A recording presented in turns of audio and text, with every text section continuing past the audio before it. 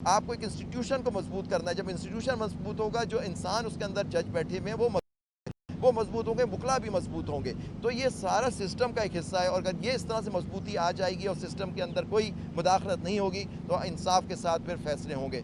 میں یہی چاہتا ہوں کہ یہ جو ٹرائل ہو رہا ہے, میرا پتہ نہیں ان کا کیس اسلام آباد میں کہاں تک پہنچا ہے, کہ وہ آئیں اور اس کو اوپن ٹرائل کریں, سامنے کیس چلے. جو بھی کیس کا فیصلہ ہونا ہے وہ آئین و قانون کے حساب سے وہاں ہو. دیکھیں, ہمیں اچھا ٹائم دیا, میں شکر گزار ہوں مطلب کہ جیل حکام کا, کہ انہوں نے ہمارے کہا, لیکن نیچرلی ایک طریقہ کار تھا کیونکہ اور لوگ بھی انتظار کر رہے تھے.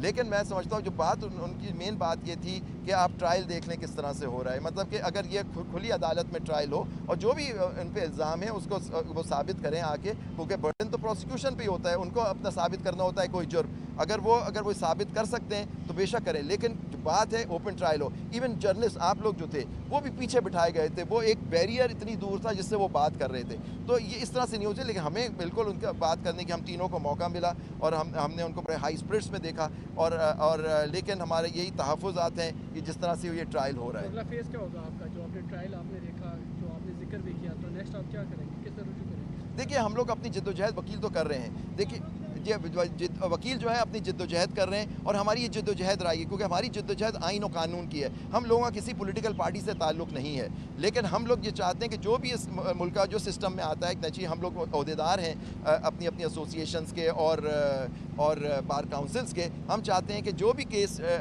عدالت میں آتا ہے اس کو صحیح انصاف کے ساتھ اس پہ فیصلہ ہونا چاہیے. میں نہیں سمجھتا کہ اس طرح سے ان جیلوں کے اندر ٹرائل ہونا چاہیے. صاحب یہ بتائیے گا کہ ایک طرف تو اوپن ٹرائل کی بات ہو رہی ہے, لیکن دوسری جانب یہ بھی ہے کہ خود عمران خان نے بھی کہا, ان کی پارٹی بھی کہہ رہی ہے کہ ان کی جان کو بڑے خطرات لاحق ہیں, ان پہ پہلے حملے بھی ہو چکے ہیں. تو اس میں دو چیزیں سامنے آتی ہیں. پہلا تو یہ کہ کیا اگر ان کو جیل سے نکالا جائے اور عدالت میں لے جایا جائے تو کیا ان کی جان کو جو خطرہ ہے, خطرات لاحق, اس حوالے سے تو پھر کون ذمہ داری اس چیز کی لے گا؟ ایک چیز. دوسری یہ بتائیے گا کہ آپ اوپن ٹرائل اگر جیسے آپ نے کہا کہ جیل میں نہیں ہو رہا, تو اس کا قانونی راستہ کیا ہے کہ آپ عدالت سے رجوع کریں گے کہ اوپن ٹرائل کے لیے ماحول؟ دیکھیں, ان کی وکلا کا ہے. دیکھیں, انہوں نے میرے خیال سے رجوع بھی کیا تھا, اس پہ کچھ آرڈرز بھی پاس کیے تھے اسلام آباد ہائی کورٹ نے.